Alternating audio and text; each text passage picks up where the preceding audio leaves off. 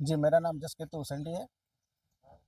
कोपरबेड़ा ward का पार्षद हूँ, वार्ड क्रमांक 15 और नगर पालिका में उपाध्यक्ष हूँ। बताइए पार्षदों के दल के साथ आप यहाँ पे मौजूद हैं, क्या-क्या समस्या आ रही है, क्या कुछ सामने आया?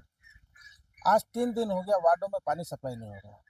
जैसा कि नगर पालिका सीएमओ सर से बात करने पर कहा गया कि माननीय अध्यक्ष महोदय के द्वारा जो चेक है पेट्रोल डीजल का, जो पेट्रोल पंप में पैसा न पटाने का है, उसमें वो सिग्नेचर नहीं कर रहे हैं। उन्होंने कहा कि मैं 9 तारीख को चेक में सिग्नेचर करके दे दिया हूँ ताकि पेट्रोल डीजल सुचारू रूप से चल सके। जो सफाई है, जो पानी टैंकर है, आज शादी का मौसम है, वार्डों में पानी की समस्या है और कम से कम 22 वार्ड में 15 वार्ड ऐसे हैं जहां रोज निरंतर पानी का सप्लाई जाता है और पेट्रोल डीजल नहीं होने की वजह से पूरा काम ठप पड़ा है। अब मुझे ये समझ में नहीं आ रहा है कि जनता जो हमको चुनकर यहाँ पर भेजी है, उनका समस्या का हम निदान कैसे करें, क्योंकि माननीय अध्यक्ष महोदय चेक में दस्तखत नहीं कर रहे हैं। अब चेक में दस्तखत नहीं कर रहे हैं, ये सीएमओ सर और उनके बीच का जो भी मतभेद है, उससे जनता क्यों परेशान है? जनता तो हमको चुन के भेजा है। अब माननीय अध्यक्ष जी को सद्बुद्धि दे और चेक पे दस्तखत करें ताकि सुचारू रूप से नगर पालिका की व्यवस्था चल सके। जी, मेरा नाम जसकीर्त उसेंडी है।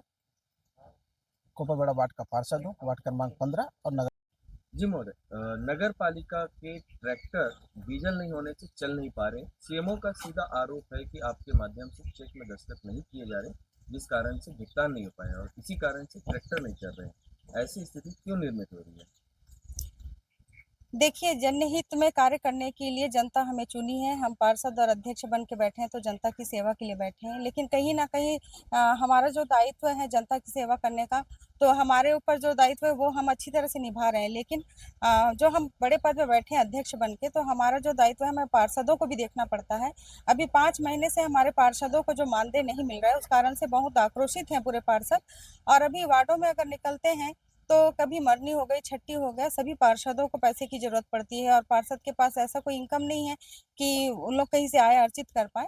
तो इसलिए नगर पालिका से जो मानदेय मिलता है उसी से वार्डों में जो भी खर्चे हैं उनको उन लोग निपटाते हैं। और 5-5 महीना से अगर उनको नहीं मिला है जो मानदेय, उस कारण से पूरे पार्षद परेशान है। और उन पार्षदों का जो शिकायत है उसी बेस पे मैंने कई बार सीएमओ से मुलाकात की और सीएमओ से मैंने अवगत भी कराया कि हमारे पूरे पार्षद बहुत परेशान है। तो ये सीएम जो अभी नए आए हैं राजेंद्र पात्रे जी, तो इनका कहना ये है कि आप शासन से मांग कीजिए, आप लोग आंदोलन करो और शासन से आप चिट्ठी लिख करके मांग कीजिए कि ताकि उन लोग आपका जो मानदेय का पैसा है वो भेजें।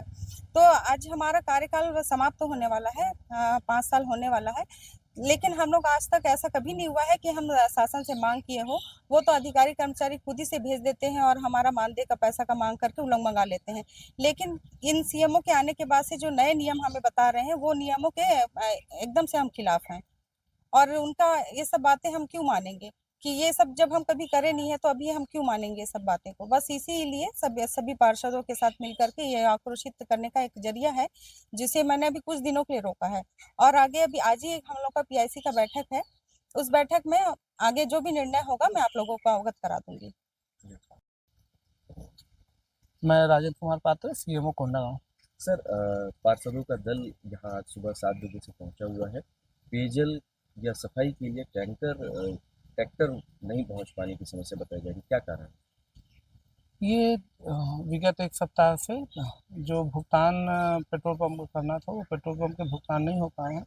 मैंने भुगतान पर साइन कर दिया था, लेकिन किन्हीं कारणवश अध्यक्ष मैडम द्वारा वो साइन नहीं किए गए, जिसके वजह से ये भुगतान नहीं होने के कारण जो है टैंकर चालन और जो सफाई व्यवस्था के लिए जो गाड़ियों को निकलना था, वो गाड़ी नहीं निकल पा रही हैं। और इसके संबंध में मैंने अध्यक्ष महोदय से बात की, परंतु कोई स्पष्ट जवाब नहीं मिला और ना ही उन्होंने कोई साइन किए।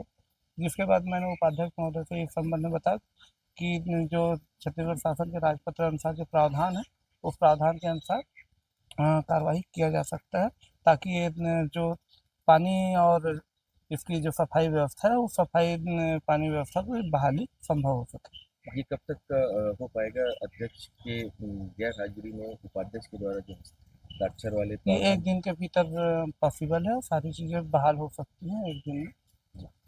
जी, शुक्रिया। जी, आपके मोहल्ले में गाय नहीं, गाय का बच्चा खत्म हुआ है।